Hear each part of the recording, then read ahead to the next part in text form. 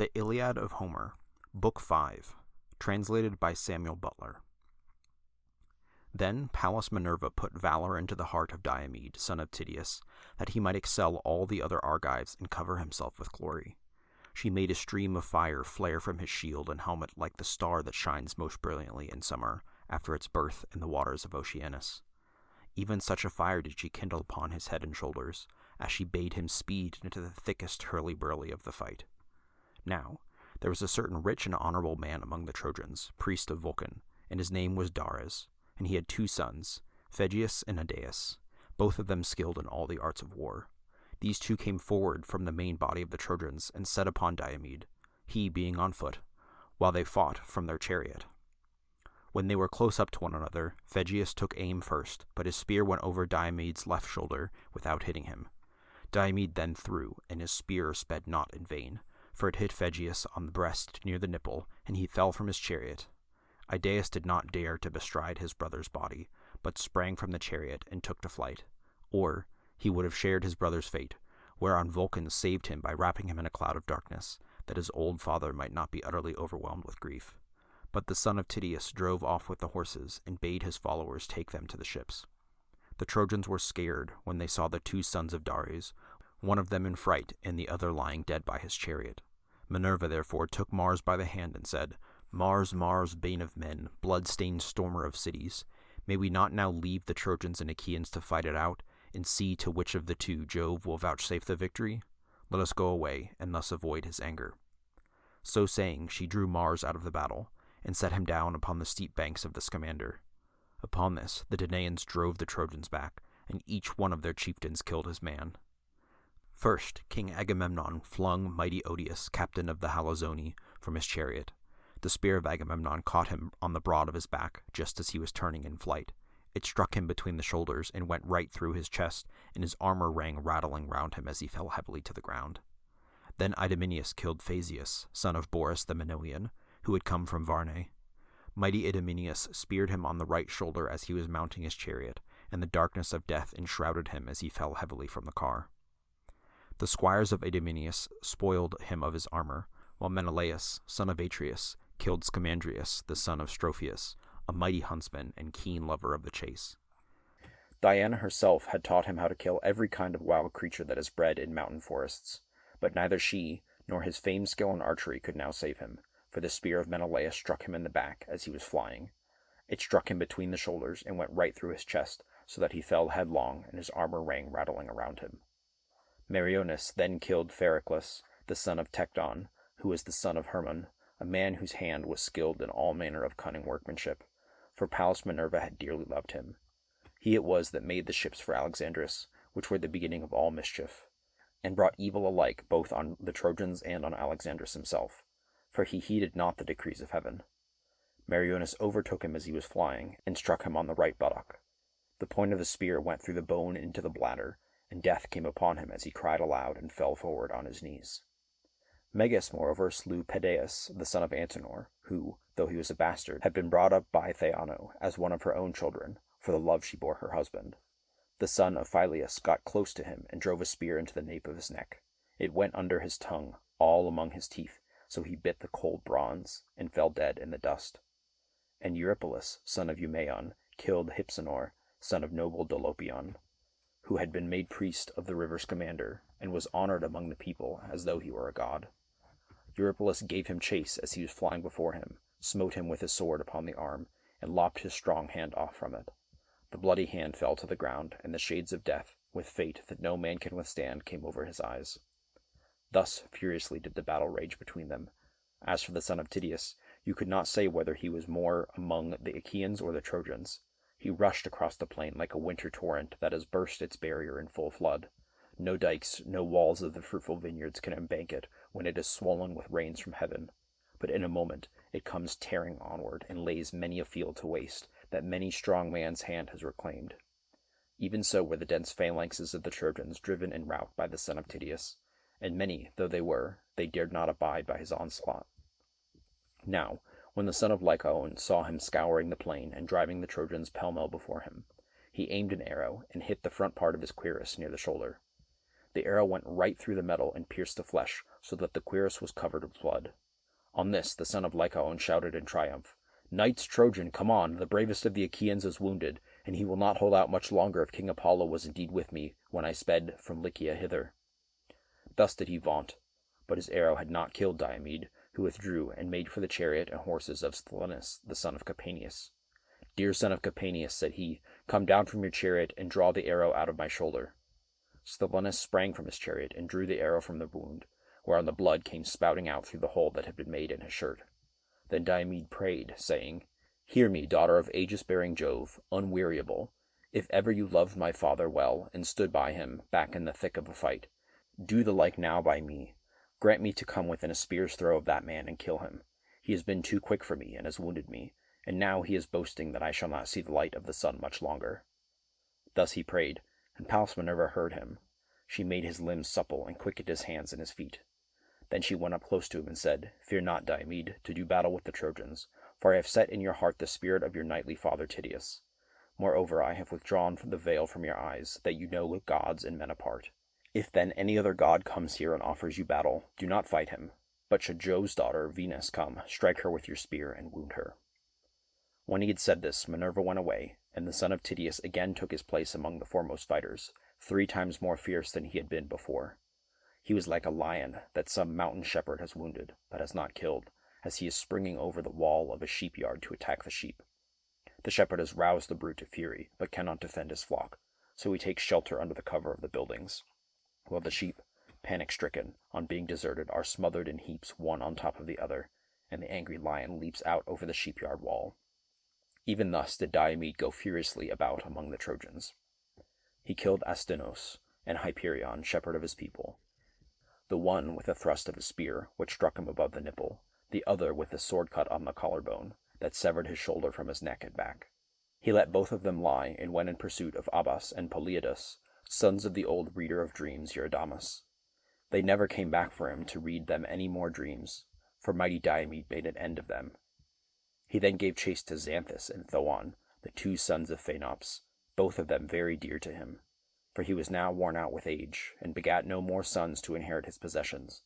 But Diomed took both of their lives, and left their father sorrowing bitterly, for he never more saw them come home from battle alive, and his kinsmen divided his wealth among themselves. Then he came upon 2 sons of Priam, Echamon and Chromius, as they were both in one chariot.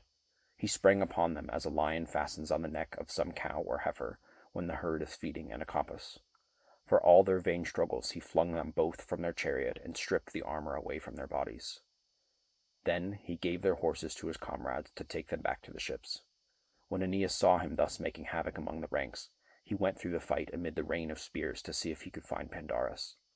When he had found the brave son of Lycaon, he said, "Pandarus, where is now your bow, your winged arrows, and your renown as an archer, in respect of which no man here can rival you, nor is there any in Lycia that can beat you?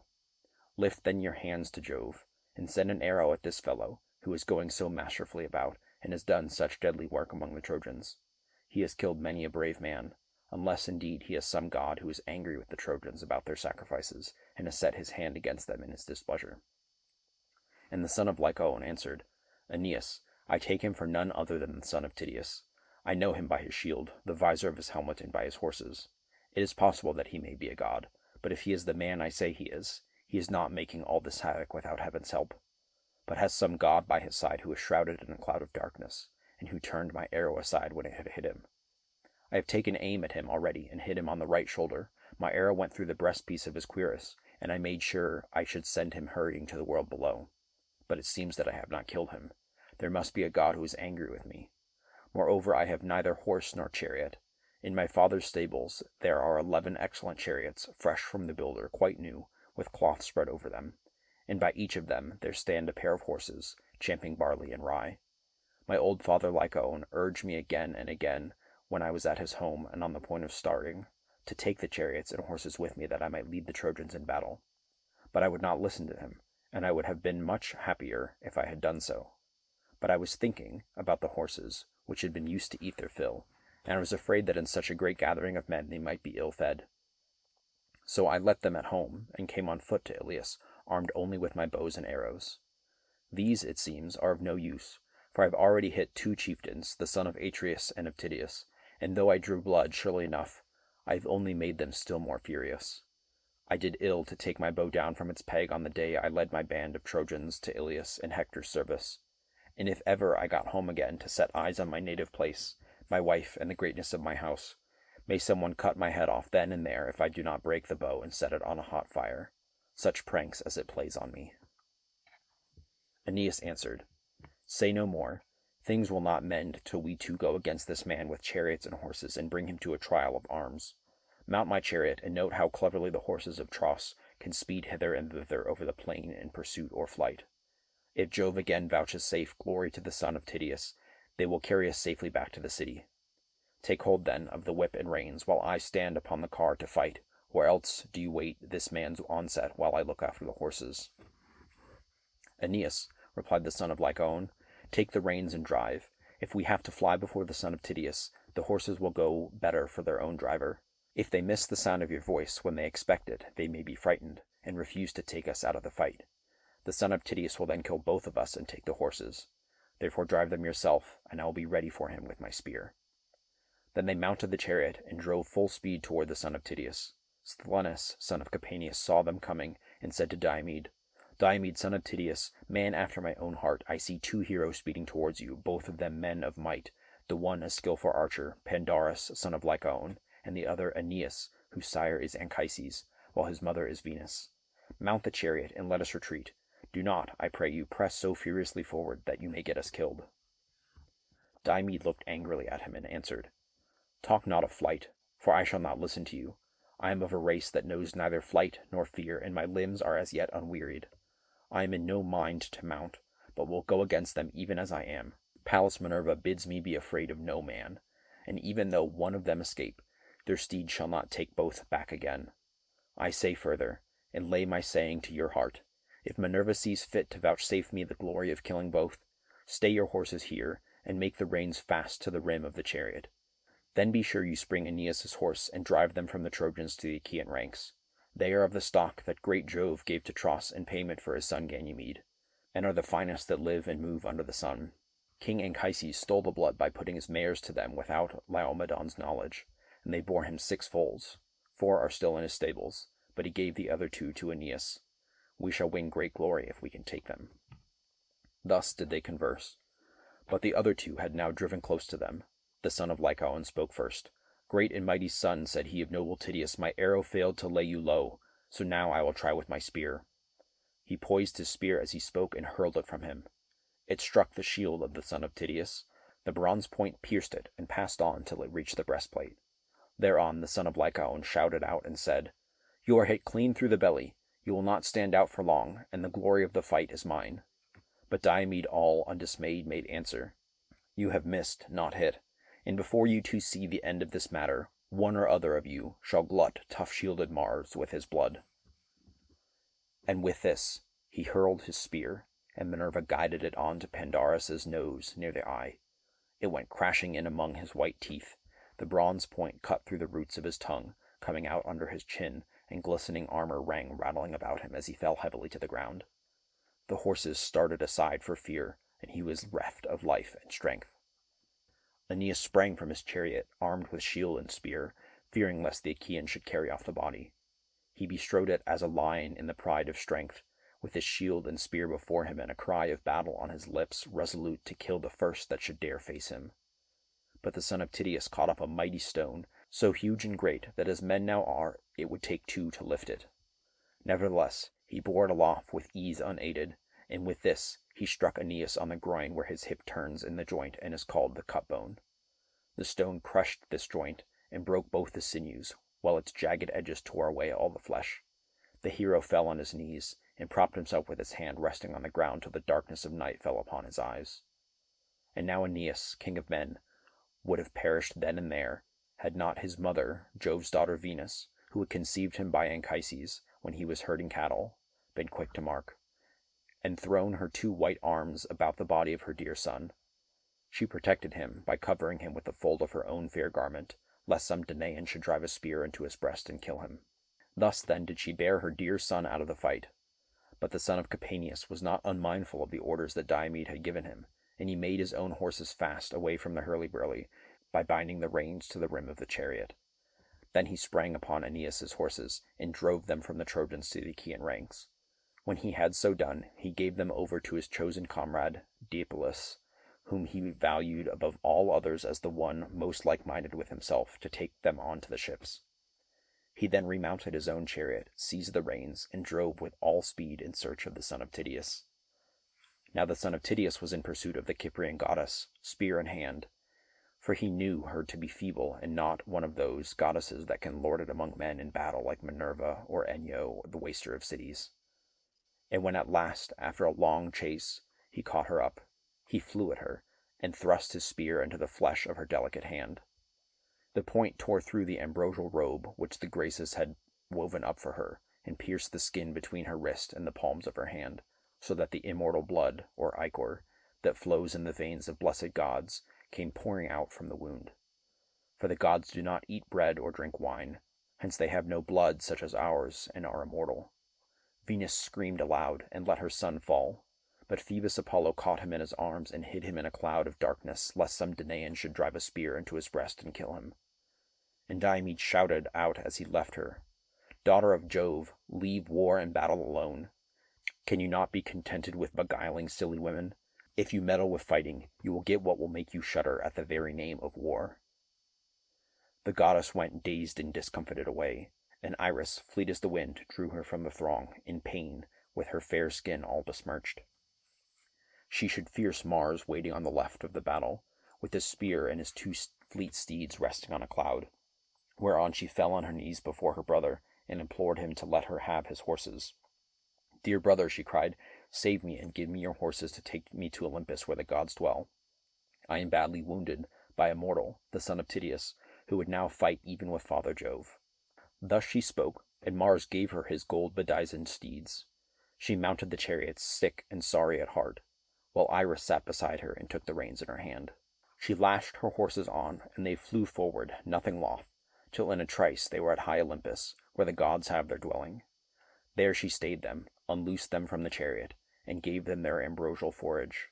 But Venus flung herself onto the lap of her mother Dione, who threw her arms about her and caressed her, saying, "Which of the heavenly beings has been treating you this way, as though you had been doing something wrong in the face of day?" And daughter-loving Venus answered, "Proud Diomed, son of Tydeus, wounded me because I was bearing away my dear son Aeneas, whom I love best of all mankind, out of the fight. The war is no longer one between Trojans and Achaeans, for the Danaans have now taken to fighting with the immortals." "Bear it, my child," replied Dione, "and make the best of it. We dwellers in Olympus have to put up with much at the hands of men, and we lay much suffering on one another.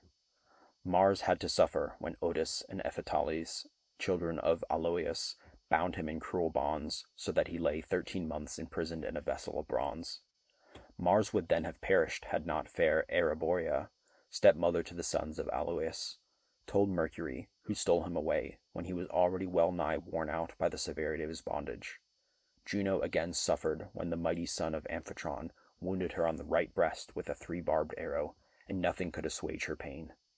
So also did huge Hades, when this same man, the son of aegis-bearing Jove, hit him with an arrow even at the gates of hell, and hurt him badly.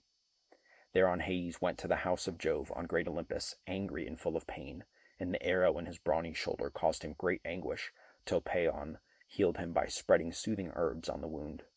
For Hades was not of mortal mold. Daring, headstrong evildoer, who recked not of his sin in shooting the gods that dwell on Olympus.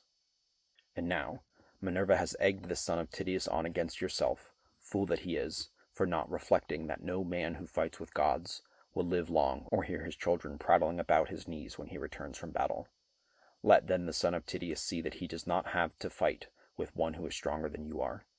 Then shall his brave wife, Agelaia, daughter of Adrestus, rouse her whole house from sleep, wailing for the loss of her wedded lord, Diomed, bravest of the Achaeans."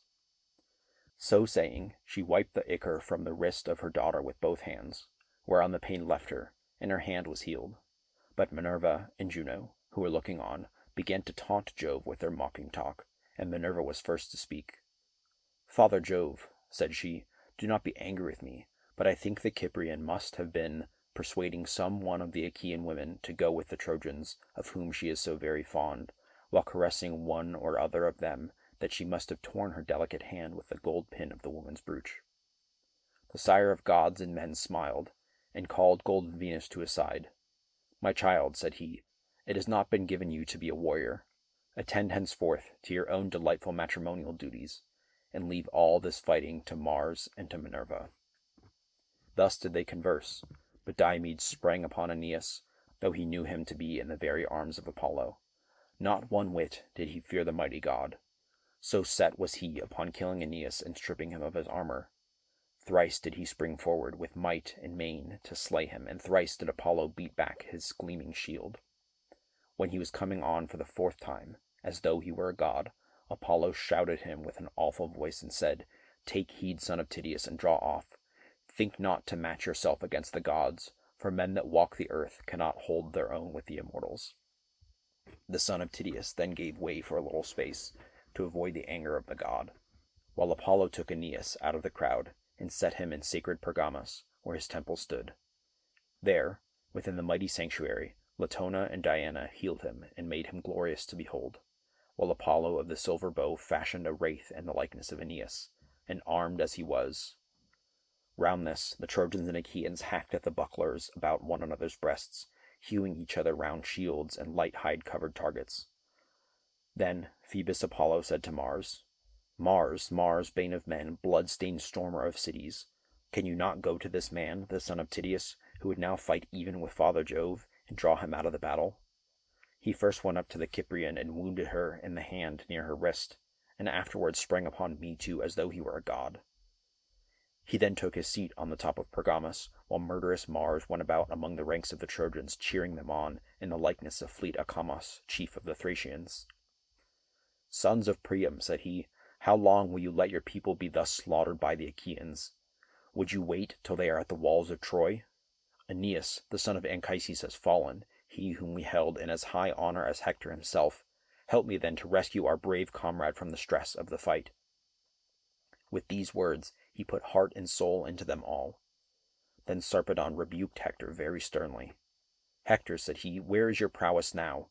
You used to say that though you had neither people nor allies, you could hold the town alone with your brothers and brothers-in-law.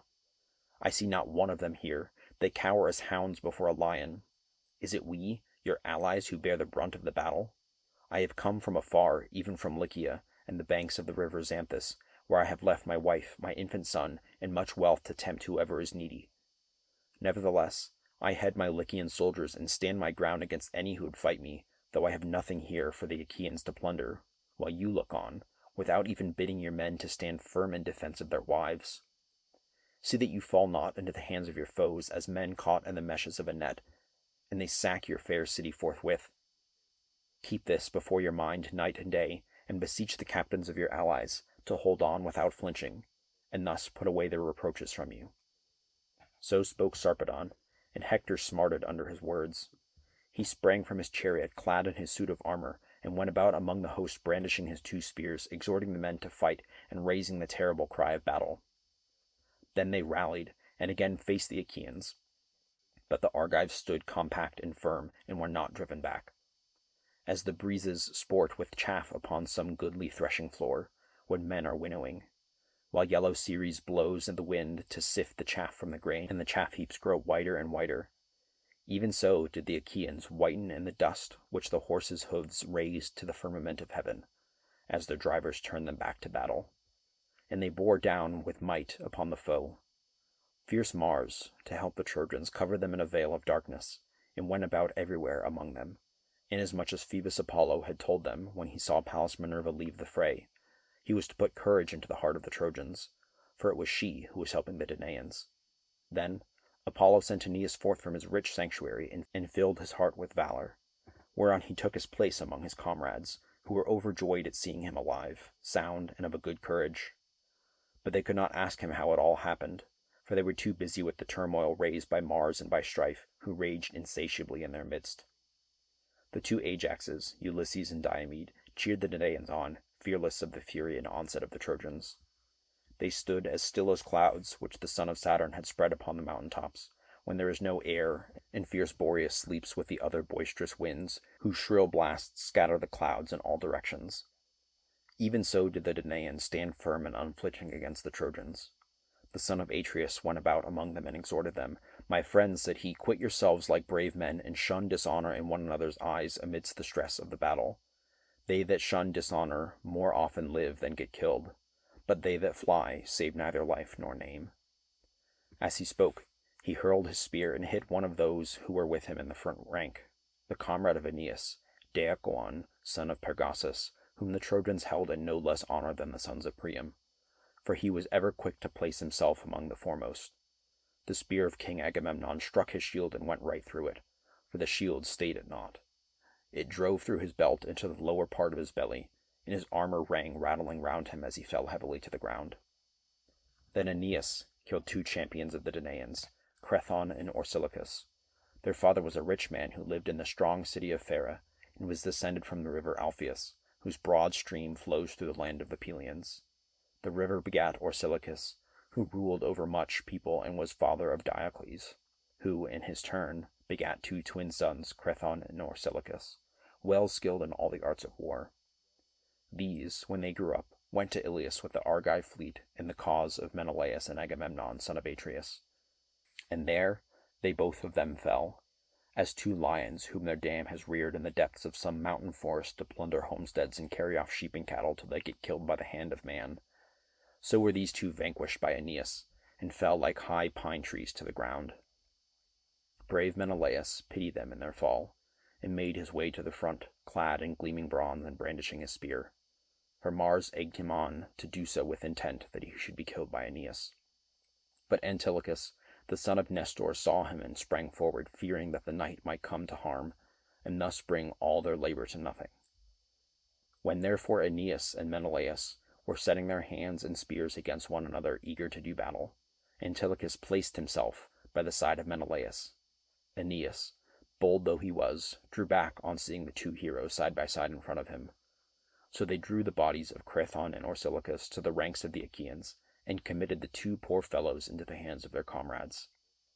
They then turned back and fought in the front ranks. They killed the Pylomenes, peer of Mars, leader of the Paphlagonian warriors. Menelaus struck him on the collarbone as he was standing on his chariot, while Antilochus hit his charioteer and squire Medon, the son of Atimneus, who was turning his horses in flight. He hit him with a stone upon the elbow, and the reins, enriched with white ivory, fell from his hands into the dust. Antilochus rushed towards him and struck him on the temples with his sword, whereon he fell head first from the chariot to the ground. There he stood for a while, with his head and shoulders buried deep in the dust, for he had fallen on sandy soil, till his horses kicked him and laid him flat on the ground, as Antilochus lashed them and drove them off to the host of the Achaeans. But Hector marked them from across the ranks, and with a loud cry rushed towards them, followed by the strong battalions of the Trojans. Mars and dread Enyo led them on, she fraught with ruthless turmoil of battle, while Mars wielded a monstrous spear, and went about, now in front of Hector and now behind him. Diomed shook with passion as he saw them, as a man crossing a wide plain is dismayed to find himself on the brink of some great river rolling swiftly into the sea. He sees its boiling waters and starts back in fear. Even so did the son of Tydeus give ground. Then he said to his men, "My friends, how can we wonder that Hector wields the spear so well? Some god is ever by his side to protect him, and now Mars is with him in the likeness of mortal man. Keep your faces therefore towards the Trojans, but give ground backwards, for we dare not fight with gods." As he spoke, the Trojans drew close up, and Hector killed 2 men, both in one chariot. Menestheus, son of Anchialus, hero well versed in war. Ajax, son of Telamon, pitied them in their fall. He came up close, and hurled his spear, hitting Amphius, the son of Selagus, a man of great wealth who lived in Pissus, and owned much corn-growing land. But his lot had led him to come to the aid of Priam and his sons.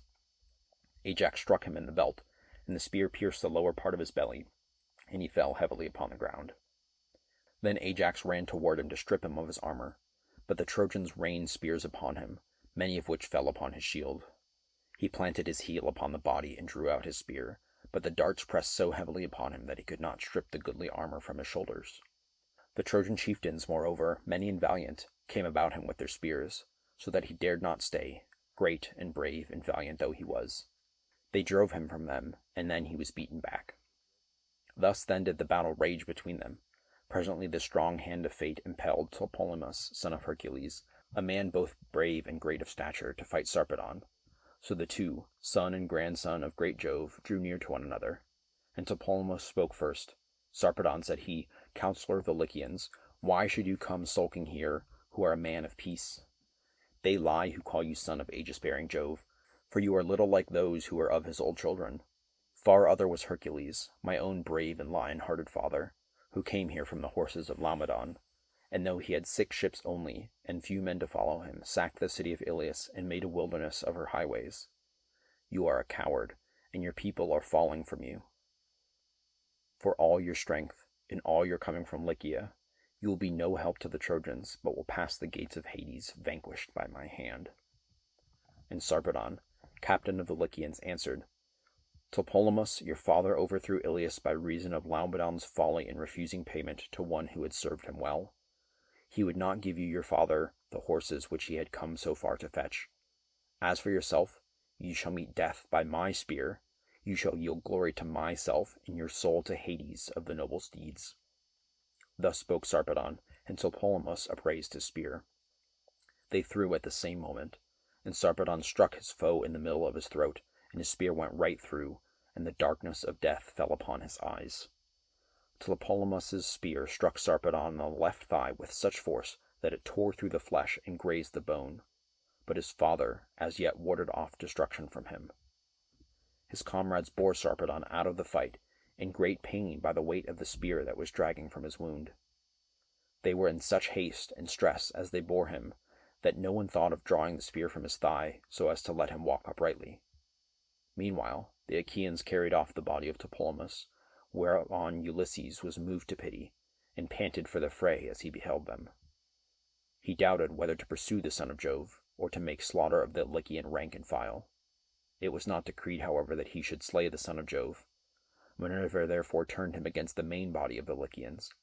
He killed Coranus, Alastor, Chromius, Alcandrus, Halius, Noemon, and Pyrtanus, and would have slain yet more, had not great Hector marked him and sped to the front of the fight, clad in his suit of mail, filling the Danaans with terror.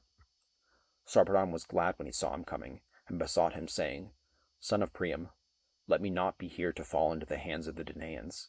Help me, and since I may not return home to gladden the hearts of my wife and my infant son, let me die within the walls of your city. Hector made him no answer, but rushed onward to fall at once upon the Achaeans and kill many among them. His comrades then bore Sarpedon away and laid him beneath Jove's spreading oak tree. Pelagon, his friends and comrades, drew the spear out of his thigh, but Sarpedon fainted and a mist came over his eyes. Presently he came to himself again, for the breath of the north wind, as it played upon him, gave him new life, and brought him out of his deep swoon into which he had fallen. Meanwhile, the Argives were neither driven toward their ships by Mars and Hector, nor did yet they attack them. When they knew that Mars was with the Trojans, they retreated, but they kept their faces still turned towards the foe. Who then was first and who last to be slain by Mars and Hector? They were valiant Teuthras and Orestes, the renowned charioteer, Trecus, the Aetolian warrior, Oenomus, Helenus, the son of Oenops, and Orsebius, of the gleaming girdle, who was possessed of great wealth and dwelt on the Caphesian lake with the other Boeotians who lived near him, owners of a fertile country. Now, when the goddess Juno saw the Argives thus falling, she said to Minerva, Alas, daughter of aegis-bearing Jove, unweariable the promise we made Menelaus that he should not return till he had sacked the city of Ilias will be of no effect if we let Mars rage thus furiously. Let us go into the fray at once. Minerva did not gainsay her. Thereon the august goddess, daughter of Saturn, began to harness her gold-bedizened steeds. Hebe, with all speed, fitted on the 8-spoked wheels of bronze that were on either side of the iron axle tree. The felloes of the wheel were of gold, imperishable, and over these there was a tire of bronze, wondrous to behold. The naves of the wheels were silver, and turning round the axle upon either side, the car itself was made with plated bands of gold and silver, and it had a double top rail running all around it. For the body of the car there went a pole of silver, onto the end of which she bounded the golden yoke, with the bands of gold that were to go from under the necks of the horses. Then Juno put her steeds under the yoke, eager for battle and the war cry. Meanwhile, Minerva flung her richly embroidered vesture, made by her own hands, onto her father's threshold, and donned the shirt of Jove, arming herself for battle. She threw her tasseled aegis about her shoulders, wreathed round with rout as with a fringe, and on it were strife and strength and panic whose blood runs cold. Moreover, there was the head of the dread monster Gorgon, grim and awful to behold, portent of aegis-bearing Jove. On her head she set her helmet of gold, with 4 plumes, and coming to a peak both in front and behind, decked with the emblems of 100 cities. She then stepped into her flaming chariot and grasped the spear, so stout and sturdy and strong, with which she quells the ranks of heroes who have displeased her. Juno lashed the horses on, and the gates of heaven bellowed as they flew open of their own accord. Gates over which hours preside, in whose hands are heaven and Olympus, either to open the dense cloud that hides them, or to close it. Through these the goddess drove their obedient steeds, and found the son of Saturn sitting all alone on the topmost ridges of Olympus. There Juno stayed her horses, and she spoke to Jove, the son of Saturn, lord of all. "Father Jove," said she, "are you not angry with Mars for these high doings? How great and goodly a host of the Achaeans has he destroyed to my great grief, and without either right or reason, while the Cyprian and Apollo are enjoying it all at their ease, and setting this unrighteous madman on to do further mischief. I hope, Father Jove, that you will not be angry if I hit Mars hard and chase him out of the battle." And Jove answered, "Set Minerva on to him, for she punishes him more than anyone else does." Juno did as he had said. She lashed her horses and flew forward, nothing loth, midway betwixt earth and sky, as far as a man can see when he looks out upon the sea from some high beacon. So far can the loud neighing horses of the gods spring at a single bound. When they reached Troy, and the place where its 2 flowing streams, Simois and Scamander, meet, there Juno stayed them and took them from the chariot. She hid them in a thick cloud, and Simois made ambrosia spring up for them to eat. The 2 goddesses then went on, flying like turtle doves in their eagerness to help the Argives. When they came to the part where the bravest and most in number were gathered about mighty Diomed, fighting like lions or wild boars of great strength and endurance, there Juno stood still and raised a shout like that of brazen-voiced Stentor, whose cry was as loud as that of 50 men together. "Argives," she said, "shame on cowardly creatures, brave in semblance only. As long as Achilles was fighting, his spear was so deadly that the Trojans dared not show themselves outside the Dardanian gates. But now they sally far from the city and fight even at your ships." With these words she put heart and soul into them all, while Minerva sprang to the side of the son of Tydeus, whom she found near his chariot, his horses, cooling the wound that Pandarus had given him. For the sweat caused by the hand that bore the weight of his shield irritated the hurt. His arm was weary with pain, and he was lifting up the strap to wipe away the blood. The goddess laid her hand on the yoke of his horses and said, "The son of Tydeus is not such another as his father. Tydeus was a little man, but he could fight, and rush madly into the fray even when I told him not to do so. When he went all unattended as envoy to the city of Thebes among the Cadmeans, I bade him feast in their houses and be at peace. But with that high spirit which was ever present with him, he challenged the youth of the Cadmeans, and at once beat them in all he attempted. So mightily did I help him. I stand by you too to protect you, and I bid you be instant in fighting the Trojans. But either you are tired out, or you are afraid and out of heart. And in that case, I say that you are no true son of Tydeus, the son of Oeneus." Diomed answered, "I know you, goddess, daughter of aegis-bearing Jove, and will hide nothing from you. I am not afraid, nor out of heart, nor is there any slackness in me. I am only following your own instructions. You told me not to fight any of the blessed gods, but if Jove's daughter Venus came into the battle, I was to wound her with my spear. Therefore I am retreating, and bidding the other Argives gather in this place, for I know that Mars is now lording it in the field." "Diomed, son of Tydeus," replied Minerva, "man after my own heart, fear neither Mars nor any of the immortals, for I will befriend you. Nay, drive straight at Mars and smite him in close combat. Fear not this raging madman, villain incarnate, first on one side and then on the other. But now, He was holding talk with Juno and myself, saying he would help the Argives and attack the Trojans. Nevertheless, he is with the Trojans and has forgotten the Argives." With this, she caught hold of Silenus and lifted him off the chariot onto the ground. In a second, he was on the ground, whereupon the goddess mounted the car and placed herself by the side of Diomed. The oaken axle groaned aloud under the burden of the awful goddess and the hero. Pallas Minerva took the whip and reins and drove straight at Mars. He was in the act of stripping huge Periphas, the son of Osychaeus, the bravest of the Aetolians. Bloody Mars was stripping him of his armor, and Minerva donned the helmet of Hades, that he might not see her. When, therefore, he saw Diomed, he made straight for him, and let Periphas lie where he had fallen. As soon as they were at close quarters, he let fly with his bronze spear over the reins and the yoke, thinking to take Diomed's life. But Minerva caught the spear in her hand and made it fly harmlessly over the chariot. Diomed then threw, and Pallas Minerva drove the spear into the pit of Mars's stomach, where his undergirdle went round him. There Diomed wounded him, tearing his fair flesh, and then drawing his spear out again, Mars roared as loudly as 9,000 or 10,000 men in the thick of a fight, and the Achaeans and Trojans were struck with panic. So terrible was the cry he raised. As a dark cloud in the sky, when it comes on to blow after heat, even so did Diomed, son of Tydeus, see Mars ascend into the broad heavens. With all speed he reached high Olympus, home of the gods, and in great pain sat down beside Jove, the son of Saturn. He showed Jove the immortal blood that was flowing from his wound, and spoke piteously, saying, "Father Jove, are you not angered by such doings?